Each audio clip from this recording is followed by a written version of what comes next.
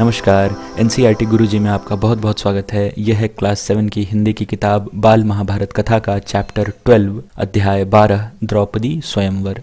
जिस समय पांडव एक चक्रा नगरी में ब्राह्मणों के वेश में जीवन बिता रहे थे, उन्हीं दिनों पांचाल नरेश की कन्या द्रौपदी के स्वयंवर की तैयारियां होने लगी। स्वयंवर एक ऐसी व्यवस्था को कहते हैं जहां दुल्हन को अपना पति चुनने की आज़ादी होती है। तो जिस समय पांडव एक चक्रा नगरी में ब्राह्मण बनकर जीवन बिता रहे थे, उसी समय पांचाल देश में द्रौपदी के स्वयंवर की तैयारी हो रही थी। एक चक्रा नगरी के ब्राह्मणों के झुंड पांचाल देश के लिए रवाना हुए। पांडव भी उनके साथ ही हो लिए। पांचों भाई माता कुंती के साथ किसी कुम्हार की झोपड़ी में आटिके मतलब आकर रुके। पांचाल देश में भी पांडव ब्राह्मण वेश ही धारण किए रहे, इस कारण कोई उनको पहचान न सका। स्वयंवर मंडप में एक वृहदाकार धनुष रखा हुआ था। वृहदाकार जो आकार में बहुत बड़ा हो, ये दो शब्दों से बना है, वृहद और आकार। वृहद बड़े को कहते हैं और आकार शेप को कहते हैं। तो स्वयंवर के मंडप में एक बड़ा धनुष रखा हुआ था जिसकी डोरी तारों की बनी हुई थी। ऊपर काफी ऊंचाई पर एक सोने की मछली टंगी हुई थी। उसके नीचे एक चमकदार यंत्र बड़े वेग से घूम रहा था। वेग से मतलब स्पीड से। राजा द्रुपद ने घोषणा की थी कि जो राजकुमार पानी में प्रतिबिंब देखकर मतलब इमेज देखकर उस भारी धनुष से तीर चलाकर ऊपर टंगे हुए निशाने मछली को गिरा देगा, उसी को द्रौपदी वरमाला पहनाएगी। इस स्वयंवर के लिए दूर दूर से अनेक वीर आए हुए थे। मंडप में सैकड़ों राजा इकट्ठा हुए थे, जिसमें धृतराष्ट्र के 100 बेटे अंगनरेश, कर्ण, श्री कृष्ण, शिशुपाल, जरासंध आदि भी शामिल हुए थे। दर्शकों की भी भारी भीड़ थी। राजकुमार धृष्टद्युम्न घोड़े पर सवार होकर आगे आया। उसके पीछे हाथी पर सवार द्रौपदी आई। हाथ में फूलों का हार लिए हुए राजकन्या हाथी से उतरी और सभा में पदार्पण किया। पदार्पण दो शब्दों से बना है, पद और अर्पण। पद पैर को कहते हैं और अर्पण रखने को कहते हैं, देने को कहते हैं। तो हाथी से द्रौपदी उतरी और सभा में उसने अपने पैर रखे। उसने सभा में एंटर किया। राजकुमार धृष्टद्युम्न अपनी बहन का हाथ पकड़कर उसे मंडप के बीच में ले गया। इसके बाद एक एक करके राजकुमार उठते और धनुष पर डोरी चढ़ाते, हारते और अपमानित होकर लौट जाते। कितने ही सुप्रसिद्ध वीरों को इस तरह मुंह की खानी पड़ी मतलब हार जाना पड़ा उनको। शिशुपाल, जरासंध, शल्य व दुर्योधन जैसे पराक्रमी राजकुमार तक असफल हो गए।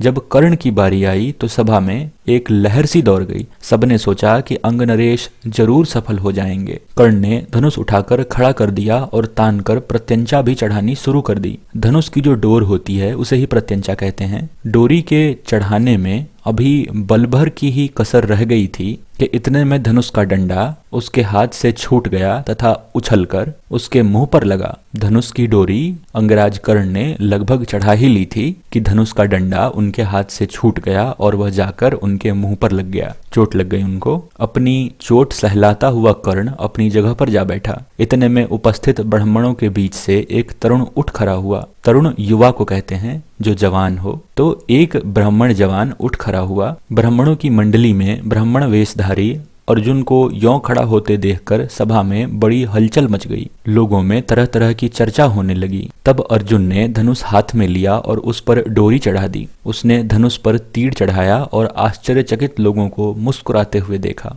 लोग उसे देख रहे थे। उसने और देरी न करके तुरंत एक के बाद एक 5 बाण उस घूमते हुए चक्र में मारे और हजारों लोगों के देखते देखते निशाना टूटकर नीचे गिर पड़ा।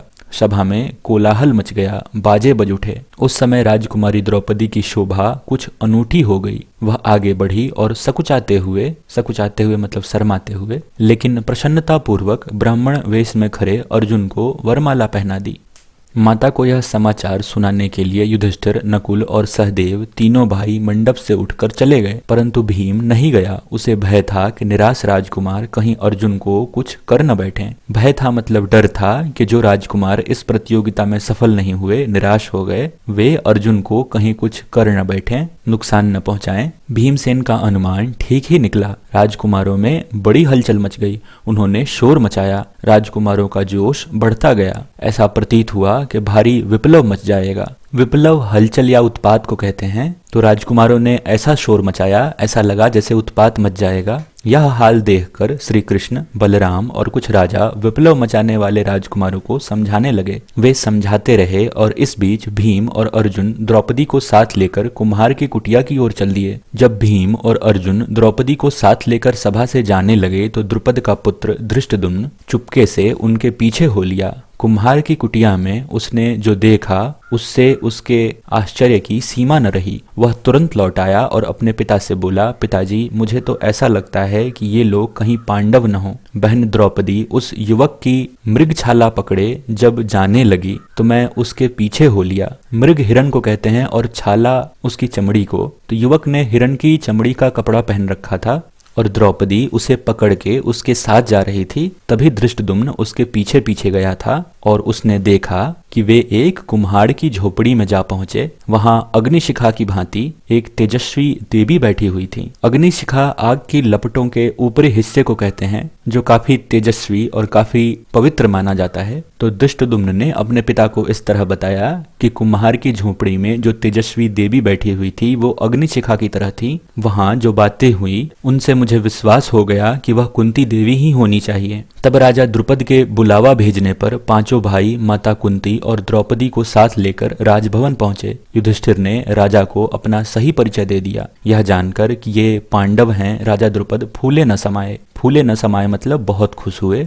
उनकी इच्छा पूरी हुई। महाबली अर्जुन मेरी बेटी के पति हो गए हैं तो फिर द्रोणाचार्य की शत्रुता की मुझे चिंता नहीं रही। यह विचार कर उन्होंने संतोष की सांस ली। माँ की आज्ञा और सबकी सम्मति से द्रौपदी के साथ 5 पांडवों का विवाह हो गया। सम्मति से मतलब सहमति से, अनुमति से 5 पांडव के साथ द्रौपदी का विवाह हो गया। तो इसी के साथ खत्म होता है यह चैप्टर। मुझे उम्मीद है आपको ये पसंद आया होगा। हमारी इस वीडियो को देखने के लिए आपका बहुत बहुत धन्यवाद। मिलता हूँ आपसे अगले चैप्टर में, तब तक के लिए बाय बाय।